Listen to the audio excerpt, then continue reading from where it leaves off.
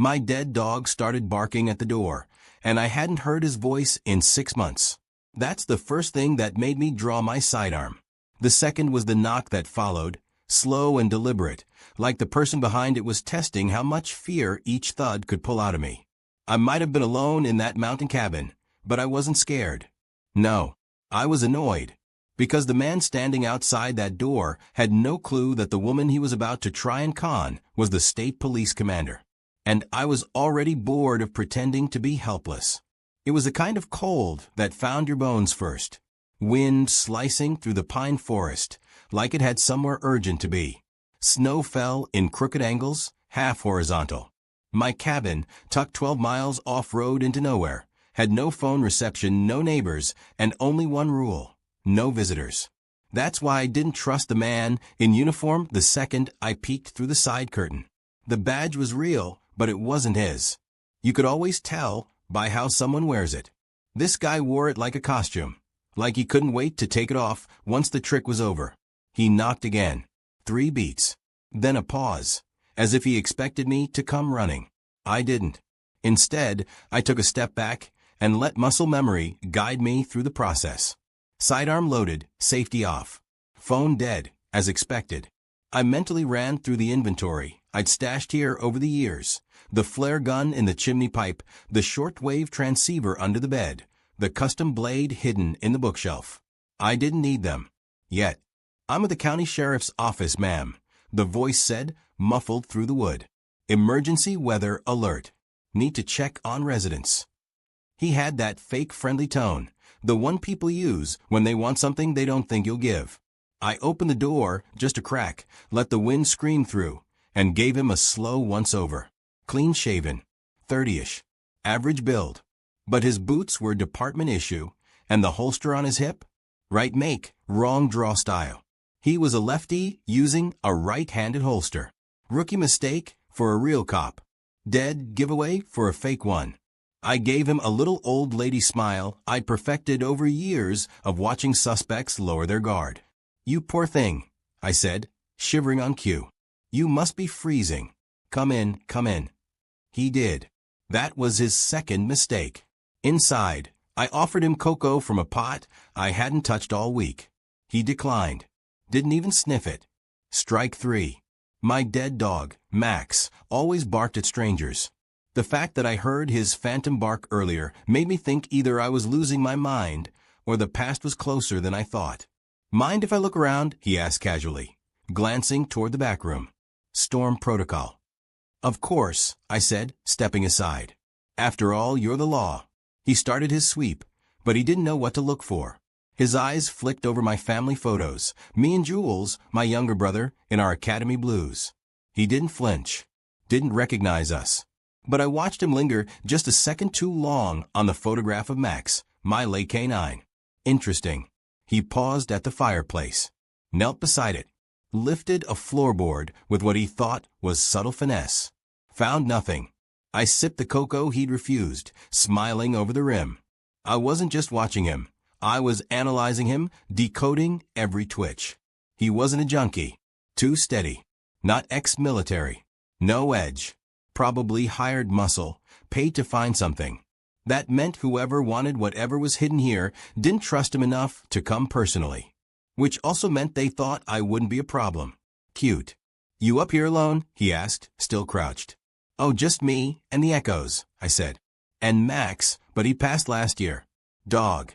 Partner." He nodded like he understood, but he didn't. You don't understand a working canine unless you've lost one. And when you've lost one, it haunts you. Sometimes literally. He stood, brushing off his knees. "Well, everything looks good. Just stay warm and—" There was a sound outside. A twig snap. Too deliberate for an animal.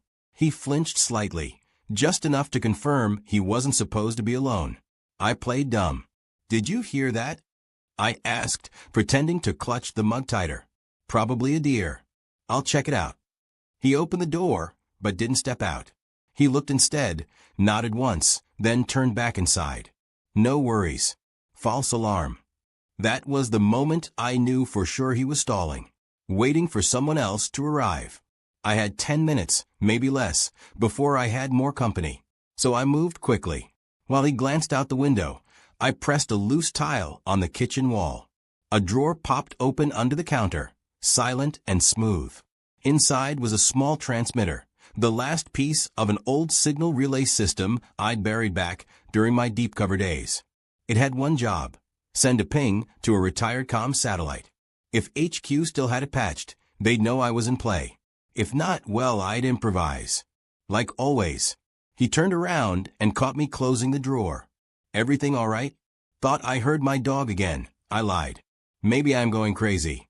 He gave a chuckle, fake as the rest of him. "I wouldn't blame you. This place gives me the creeps." "Then you want to be gone before dark," I said sweetly. "You never know what you'll run into out here." He squinted at me like he was trying to figure out if I was making fun of him. I was.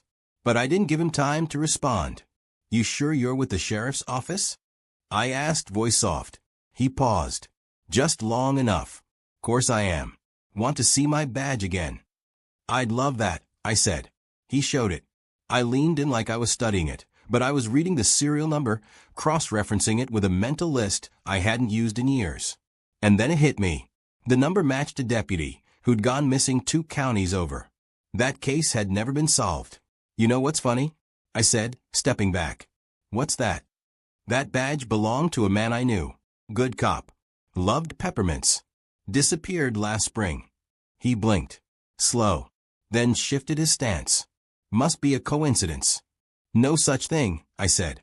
"But don't worry. I've got a habit of remembering things that don't matter. Until they do." He reached for his weapon. But not fast enough. Mine was already drawn. "Let me guess," I said. "You're looking for something. Something you think I don't know about. You got 10 seconds to tell me what you're really doing here before I stop being polite and start being police." His smile dropped. Outside, footsteps crunched through snow. Reinforcements. And just like that, the cabin wasn't safe anymore. Too bad for them. I designed it for war. The door was still half open when the second man appeared. He didn't knock. Didn't even try to hide his approach. He just walked right in like he owned the place. Taller than the first, with a gut that said former linebacker, but a face that said currently unemployed and angry about it. He stepped onto my hardwood floor, brushing snow off his shoulders like this was just another Tuesday. Neither of them knew I'd already sent out the emergency ping. Whether HQ would respond in time was another question, but it didn't matter. I'd waited for this kind of action for months. After 30 years in uniform and 2 decades in command, boredom was my only real enemy. Until now. The tall one looked at me, then at his partner, who hadn't moved since I drew my gun. His hand hovered near his own weapon, but he stopped himself when I clicked my safety off. A small sound, but enough to cut the air like a scalpel. "Relax," he said, raising his hands halfway. "We're just here on official business." "That's funny," I said, keeping my aim steady. "Because I don't remember the county authorizing 2 fake badges and a burglary in a police precinct's jurisdiction." The first man, the one I let in, finally spoke.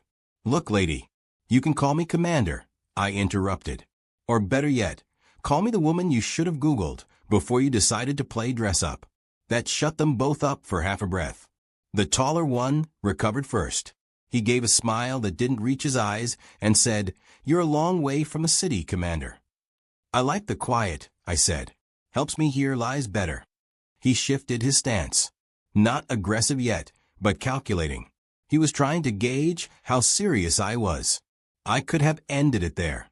Shot out a kneecap, called it self-defense, and interrogated them with a fireplace poker if I felt nostalgic.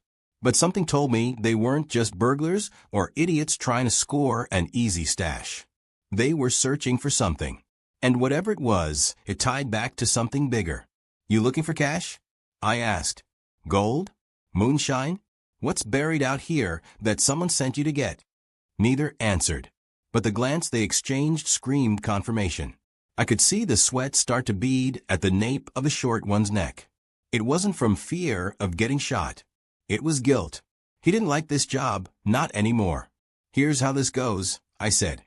"You both sit down nice and easy. I'll make us some real cocoa, and we'll talk. Or, and this is my preferred route, I kneecap one of you, and the other tells me everything before backup arrives. Your choice. The taller man started to argue, but the other one finally cracked. He sat down, slow and defeated, on the edge of my couch. His partner followed suit, grumbling, but obeying. You're not going to believe us, the shorter one said. No one does. I believe plenty of things, I said. Try me. He rubbed his temples. We're not from the sheriff's office. You got that much. We were hired. Freelance retrieval. Some old guy, didn't give a name, said there was something stashed in this area from a narcotics bust years ago. Something big. Offered 50 grand just to find it. I frowned.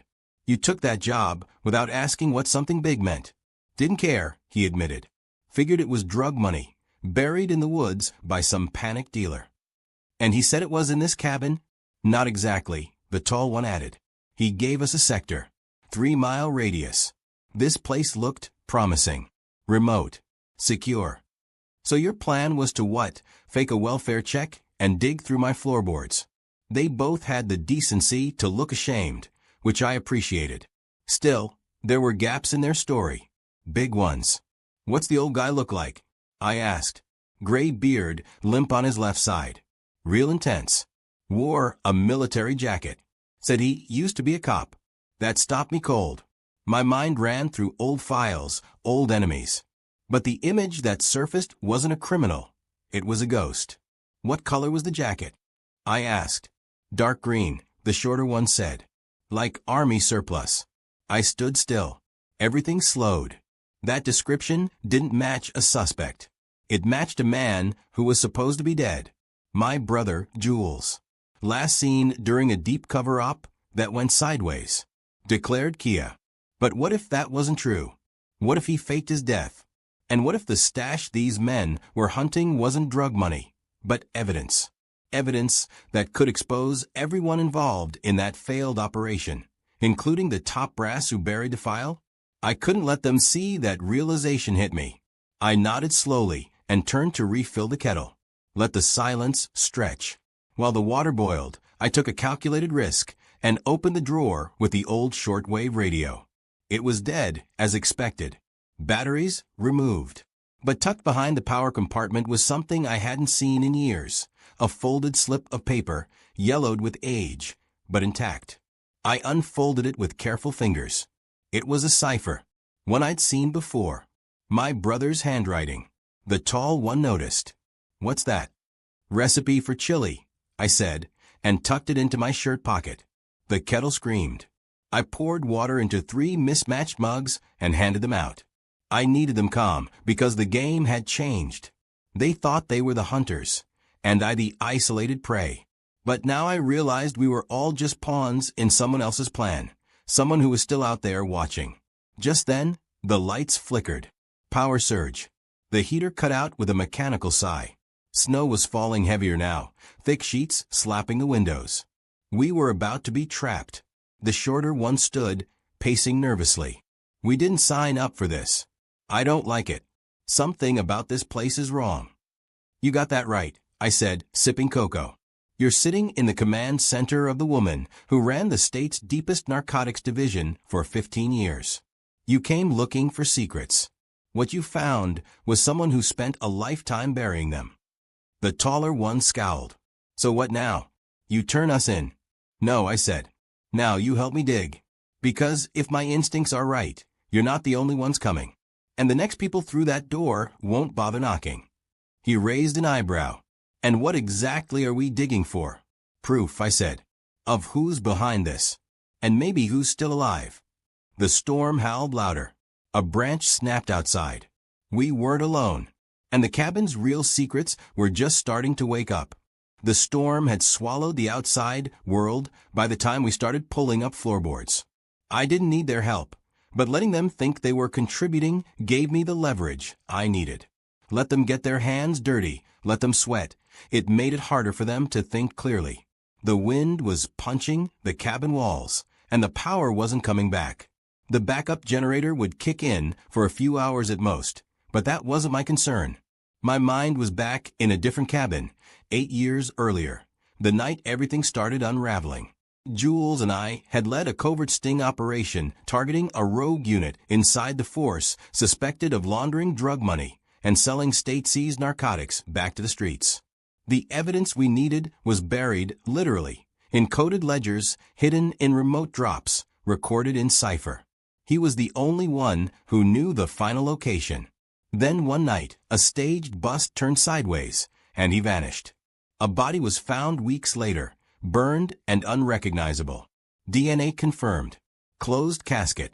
A funeral with salutes and lies. But the cipher I found in my radio drawer tonight had his marks all over it. It was recent. Fresh paper. Fresh ink. Jules had been here. Or he was still here, somewhere in this forest, watching from the trees like a ghost that didn't quite finish haunting. And now these hired guns were being led by someone claiming to be him. It didn't make sense. Unless he turned. I shook that thought loose. My brother was a lot of things, reckless, stubborn, emotionally constipated. But dirty wasn't one of them. Still, 8 years was a long time to stay loyal to a system that tried to bury you. A longer time to stay dead. Anything yet? The tall one asked, kneeling across the room with a crowbar and too much optimism. Just floorboards and dust, I replied. Keep digging. The shorter one had been quiet since we resumed. His eyes kept darting to the window. He was sweating, even though the fire was out and the air was getting colder by the minute. You're expecting someone, I said, not asking. He flinched. The guy who hired us, he said, to report back after 4 hours. If we didn't, he'd assume we'd been compromised. How long's it been? 4 hours and 15. I smiled grimly.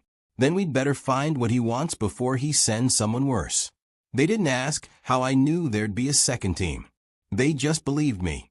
I had that effect on people when my voice dropped into the tone that said I'd seen this dance before, and I always left with blood on my boots. The cipher in my pocket kept tugging at my thoughts. I'd memorized the basics of Jules' code system back when we were kids. We used to pass notes to each other during our parents' custody fights, planning secret getaways and escape routes in a world that made us choose sides too early. That same system evolved with us, into a language no one else could understand, not even our handlers. That's why I could still decipher the basic structure. The note wasn't a map. It was a time and place. The coordinates led to a location a few miles northeast, an abandoned ranger's outpost last used in 1996 during a wildfire.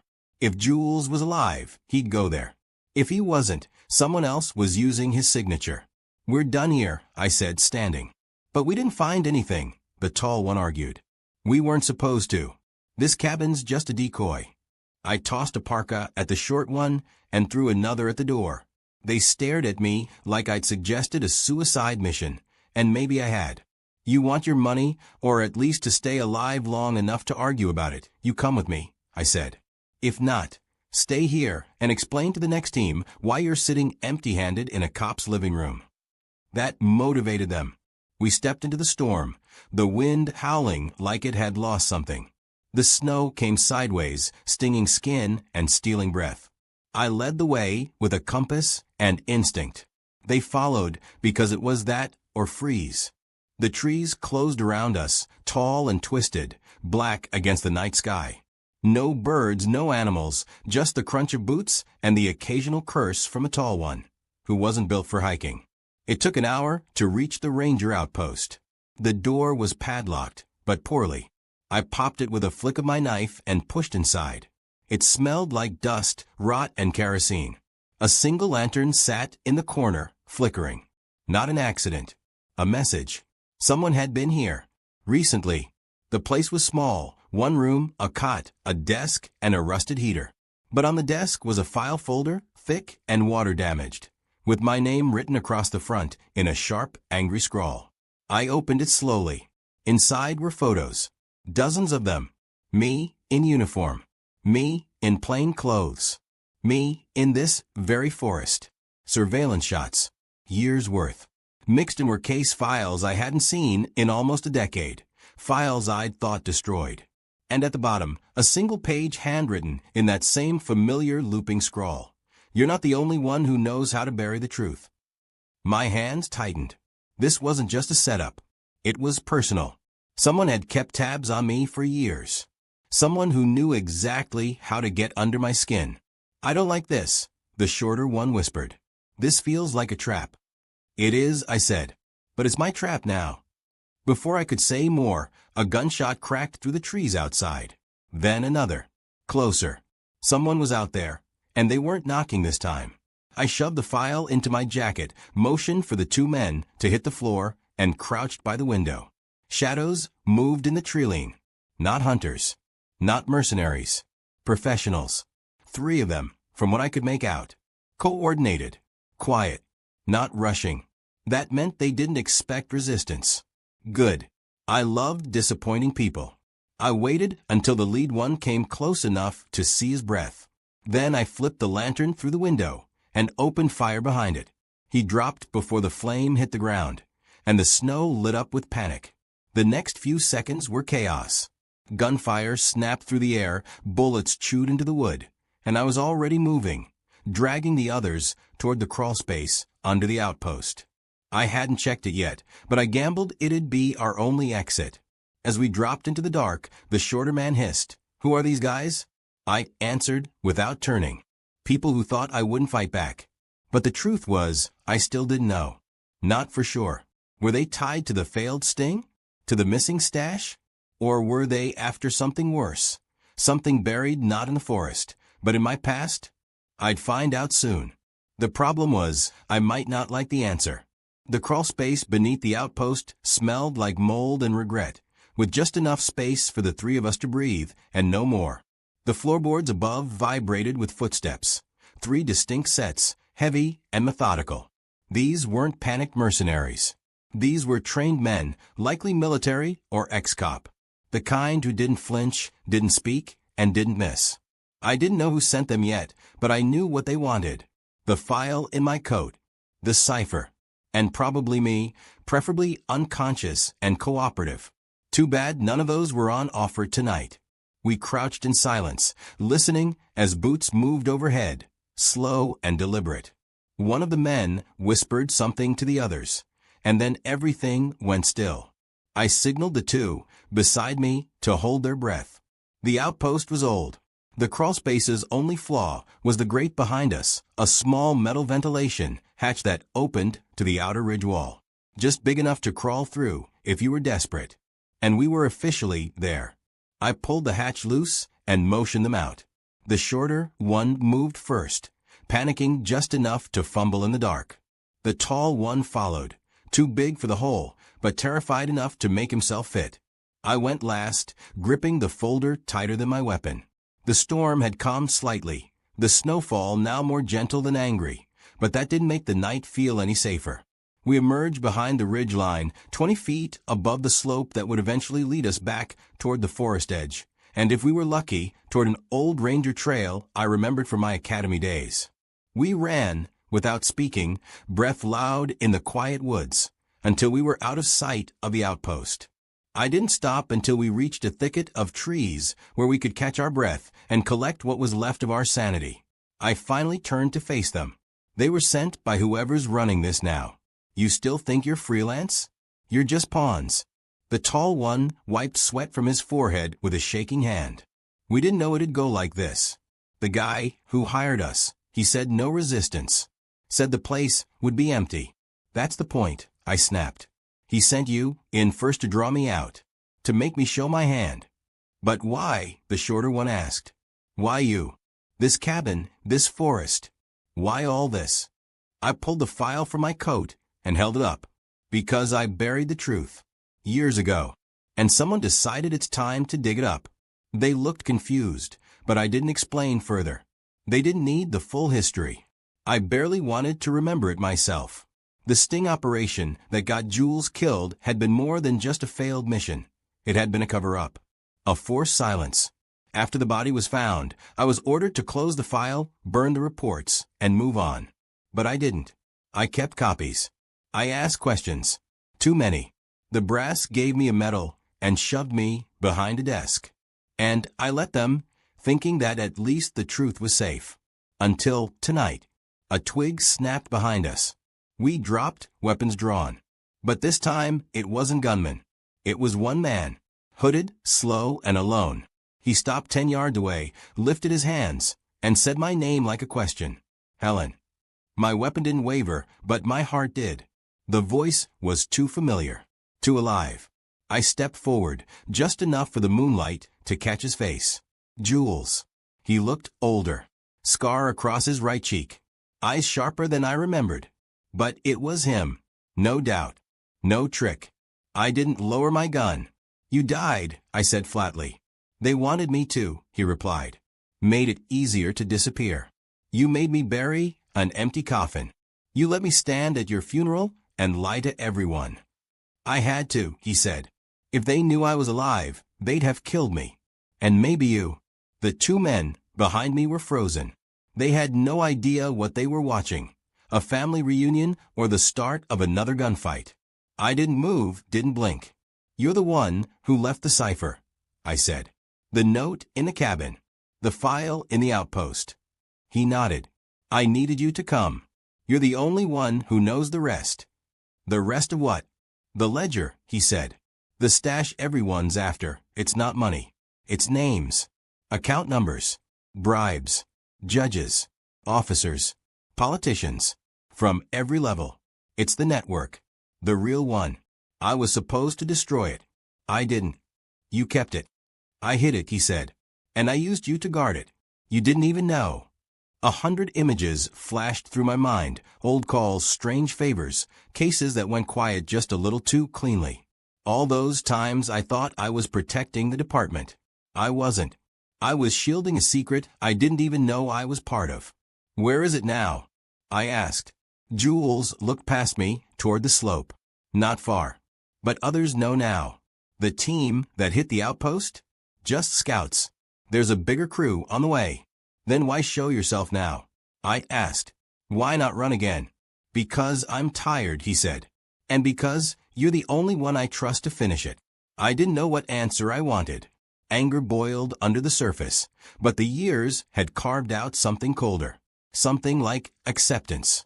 He'd betrayed me, yes, but maybe for a reason bigger than either of us. Maybe not. I didn't know. Not yet. The shorter man stepped forward. This is insane. You two are siblings. Jules smiled, weary. Something like that. I holstered my weapon. We move now. We get to the ledger, before they do. Then we figure out what to do with it. Jules nodded. There's a cave, about a mile from here. Behind a waterfall. You remember the one? I did. We used to play there when we were kids, pretending we were spies, hiding treasures that were really just lunch money and broken pocket knives. Now, it held the most dangerous cache in the state. We moved as one, no longer strangers. The two mercs stayed quiet, finally realizing they were in something far above their pay grade. Jules and I took point, saying nothing.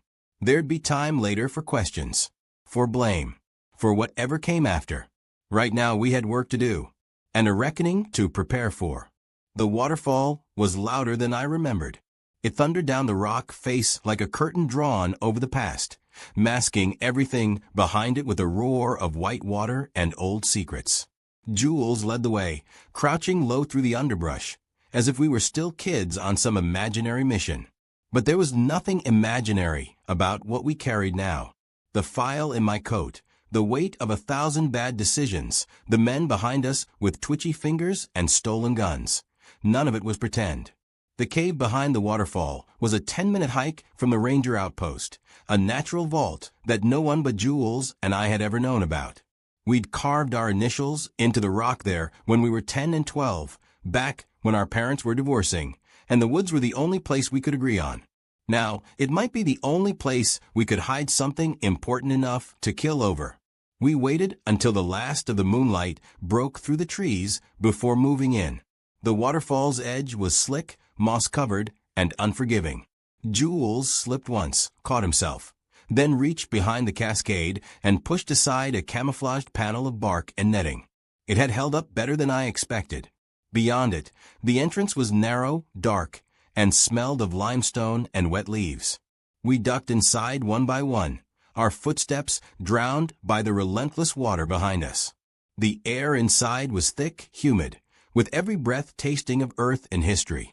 Inside, Jules moved with muscle memory. He stepped around a pile of stones, knelt near a jagged crevice, and reached in with a gloved hand. When he pulled it out, he held a small metal case, old, battered, but clearly intact. He handed it to me, without a word. It was colder than I expected. I wiped the dust away and flipped the latches. Inside were two items: a worn leather ledger filled with names and numbers in shorthand, and a small black USB drive with no markings at all. I stared at it for a long second. "Is this all of it?" Jules nodded. "That's the entire operation. Every dirty name, every transfer, every shell company. I made backups, hid them in different places. But this is the original. This is what they want. And now we got a decision to make," I said. "Because if this gets out, half the state goes down. Maybe more." He leaned against the wall, exhausted. "Yeah. Which means we've got a target on us from every direction." The shorter merc, sweating more than he had any right to in a freezing cave, cleared his throat. "So what do we do now? Just wait for them to come?" "No," I said. "We don't wait. We set the field." We left the cave at dawn. The storm had passed, leaving the forest draped in a heavy silence. No birdsong, no wind, just the crunch of boots on fresh snow. The plan wasn't complicated. I knew how they'd come. Tactical sweep, 2 teams. One to secure the perimeter, one to breach the cave. But they didn't know we were already gone. And they sure as hell didn't know the terrain like we did. We split up. Jules and I circled back toward the cabin, leaving false tracks and time distractions. A flare gun set to go off in 20 minutes, a tripwire across the lower ridge trail. The mercs took the high ground with a pair of radios I'd rigged for my emergency kit. Basic gear, but it would buy us minutes. And in a fight like this, minutes were gold. The cabin came back into view just as the sun crested the trees. It looked untouched, serene even, with smoke still trailing from the broken chimney like nothing had happened. But I saw the trail of prints around the rear path, the boot marks near the window. 3 people, minimum. Watching. Waiting. I knelt behind the tree line and raised binoculars. Then I saw him. Standing near the porch was a man in a long black coat, no weapon visible, but flanked by 2 soldiers with enough hardware to start a war. He wasn't military. He wasn't law. He was clean-cut, too polished, and too calm. He was the boss. "That's him," Jules whispered. "The one pulling the strings." "Name?" "No idea," Jules replied. "He goes by different aliases. Might be ex-CIA, might be nothing. But he's the reason this ledger's worth killing for." I stared at the man, at the way he didn't bother with binoculars or radio. He was sure we'd come back. He wasn't rushing. That meant he thought he was in control. I love when people think that. "Get ready," I said. "We didn't use guns first. We used sound." I triggered the flare. It went off behind the cabin, bright and loud. The 2 guards jumped, turning their backs for just long enough. Jules moved in first, swift and silent, taking one down with a dart to the neck. I followed, coming from the left, and knocked the second off balance with a blow to the knee that crumpled him like wet paper. The man in the coat didn't move. He just turned toward us and smiled. "Commander Grant," he said smoothly. "I was wondering when you'd show up." "You're trespassing," I said, keeping my weapon leveled. He raised his hands, slow, deliberate. "We both know how this ends. You hand me the ledger, and I make sure you and your brother disappear quietly. You get a new life, somewhere warm." "You offering witness protection or a shovel?" I asked. "Whichever keeps you quiet." Jules stepped forward, ledger in hand. For a breath, I thought he was going to do it, hand it over. But then he stopped, looked at me, and tossed the case behind him into the snow. "Go fetch." The man didn't flinch. He simply nodded. And from the trees, more figures emerged. 4, then 5, then 6. "Your backup coming?" he asked. "It's already here," I said. Right then, the radios crackled. "Targets in sight," came the voice of a taller merc. "We've got the high ground. Awaiting your mark." I grinned. "Light it up." The snow exploded around the cabin. Smoke grenades. Flashbangs. Screams cut through the clearing as my two mercs, finally proving their worth, began their ambush. Jules and I moved in like a dance, coordinated, efficient, taking down two more before they even got their weapons up. The man in the coat ducked behind a tree, yelling orders that no one followed. The calm was gone. The control shattered. He looked at me then, eyes wide. "You don't know what you're starting," he said. "I'm not starting anything," I replied. "I'm finishing it." And with that, I struck him across the face with the butt of my gun and let him fall. The snow soaked up the noise. The silence returned. For the first time in years, I felt like I could breathe. But it wasn't over. Not yet. The sun was high by the time the last shot echoed into silence. Smoke hung low over the clearing, curling between the trees like something reluctant to let go. Bodies were scattered across the snow, most of them moaning, cuffed, or out cold. The taller merc, whose real name I still didn't know, leaned against a tree with a look that mixed shock and disbelief, like he hadn't expected to survive, much less win. The shorter one was pacing in circles, laughing under his breath, his nerves shredded. Jules stood beside me, blood on his collar, not his, hand shaking just slightly, eyes fixed on the man in the black coat, who now knelt zip-tied in the snow, with a scowl carved into his face. I stepped forward and crouched in front of the man.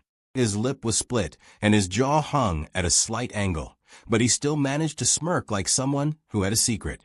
"This is the part where you tell me you're just a cog," I said. "That someone bigger is coming. That you're not afraid of prison, because prison's afraid of you." He didn't reply, just studied me with that same smug calm he'd worn earlier. I reached into his coat, pulled out a phone, and tossed it to Jules, who popped the SIM and crushed it under his boot. "You think this ends here?" he finally said. "You have no idea what that ledger really is." "No," I said. "You don't." I turned to Jules and gave a nod. He stepped back, opened the metal case, and removed the USB drive. He held it in his palm like it was radioactive. "Every name, every account, every deal," Jules said. "It's all here." "You really think you can expose them all?" the man asked, almost amused. "I don't need to," I said. "Just one." We left him there for the tactical recovery team. I had called it in 30 minutes prior using the second ping system hidden in the cabin chimney. A line so secure only 3 people in the state even knew it existed. One of them had died 2 years ago. Another had retired into paranoid obscurity. The last one owed me a favor from a case that never made the papers. When I said it was time to collect, he didn't ask why. He just said, "ETA 25 minutes, and hung up. The chopper was already inbound by the time the man in the coat started getting nervous. We gathered what we could. The wounded were restrained and stabilized. Weapons were collected and tagged. Evidence was tucked into heat-sealed bags.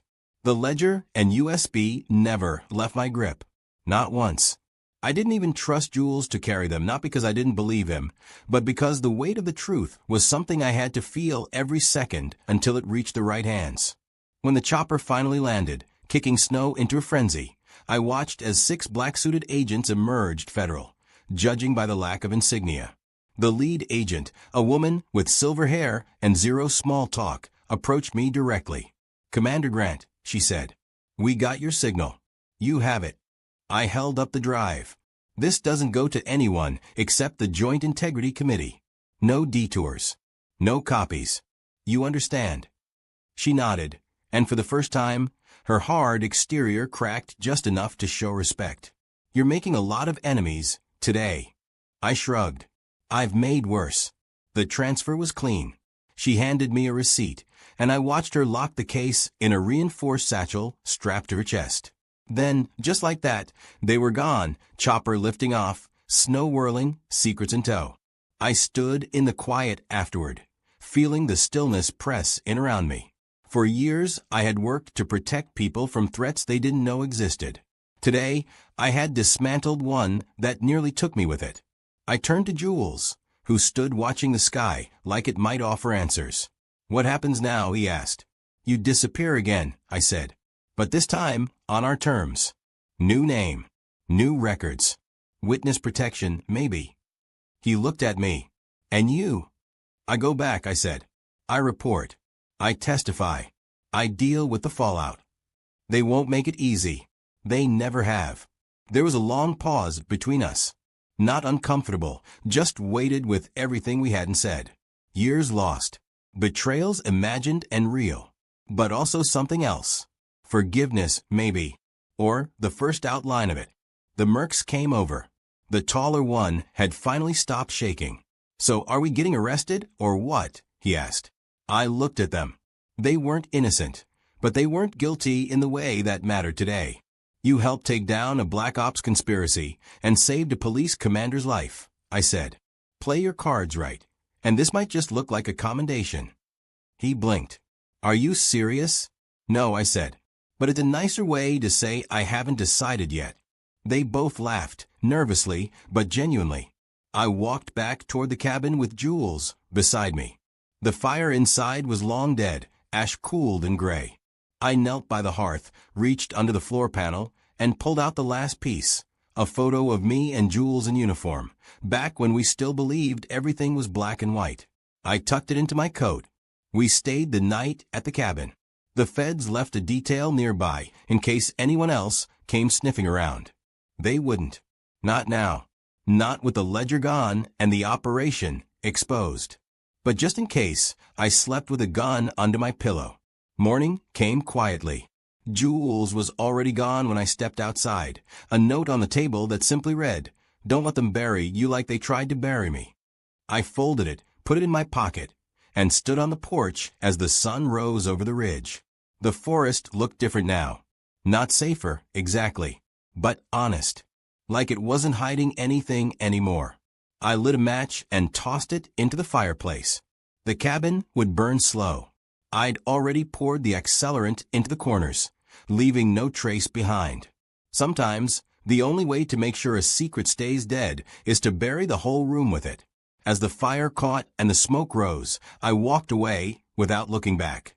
Some things you leave behind because they're poison. And some things, like truth, like family, you carry with you no matter how far you go.